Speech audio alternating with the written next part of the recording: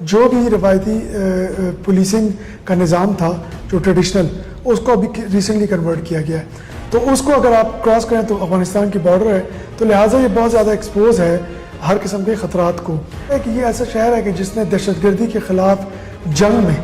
بھرپور front line شہر کے طور پہ کردار ادا کیے. اور اس میں صرف پولیس کا نہیں کہوں گا، اس میں عوام کا بھی یہاں پہ کہوں گا کہ انہوں نے مل کر دہشت گردی کے تفرید کے خلاف مقابلہ کیا ہے.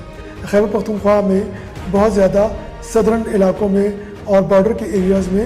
دہشت گرد فتنہ الخوارج کی طرف سے جو کہ بھارتی ایجنٹ ہیں ان کی طرف سے بہت زیادہ اٹیکس ہو رہے ہیں، اور پولیس پہ بھی ہو رہے ہیں، آرمی پہ بھی ہو رہے ہیں، اور باقی تمام قانون نافذ کرنے والے اداروں پہ بھی ہو رہے ہیں. کہ پشاور اور اس کے مضافات میں اس سیکیورٹی سچویشن کو جو ابھی ہے اس کو کم از کم اس لیول پہ نہ لے جایا جائے جیسے کہ ہمارا 2009 میں تھا یا 2014 یا 15 میں یہ سچویشن بن گئی تھی. پشاور کے اندر فی الحال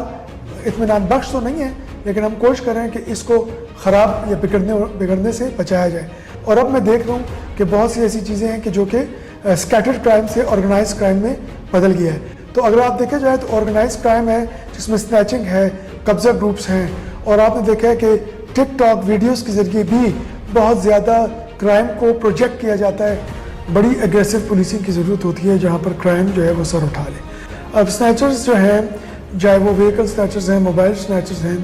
وہ آپ کو پتہ ہے کہ وہ ایک آرگنائز گینگ کا حصہ ہوتے ہیں. تو اگر آپ ان کے ایک یا دو ایلیمنٹس کو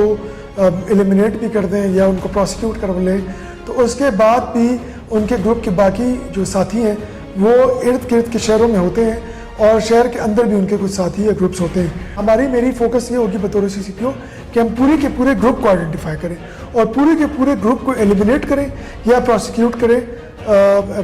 with in the ambit of law. کہ ہمارے پولیس کے جو اختیارات ہیں اس کے اندر رہتے ہوئے کوئی کام کرے تو اس کو ریوارڈ دیا جائے، اس کو سراہا جائے اور اس کو فرنٹ پہ لایا جائے.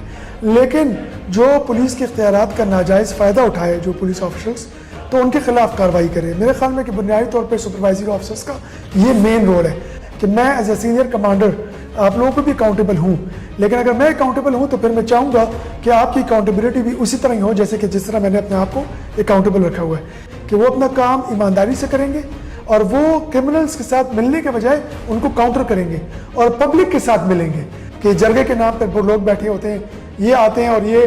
اسلحے کی نمائش بھی کرتے ہیں اور یہ کوشش کرتے ہیں کہ جو اسٹیٹ کی رٹ ہے اس کو چیلنج کر کے اسٹیٹ کی جو پاورز ہیں ان کو ایزیوم کریں. کہ میں نے ان کو یہ بتایا کہ آپ نے کرمنل گینگز، قبضہ گروپس اور جو بھی ان کے ساتھ ملوث لوگ ہیں ان کو ایلیمینیٹ کرنا ہے. اس کے اندر کوئی بھی چیز جو ہے، کوئی بھی رعایت نہیں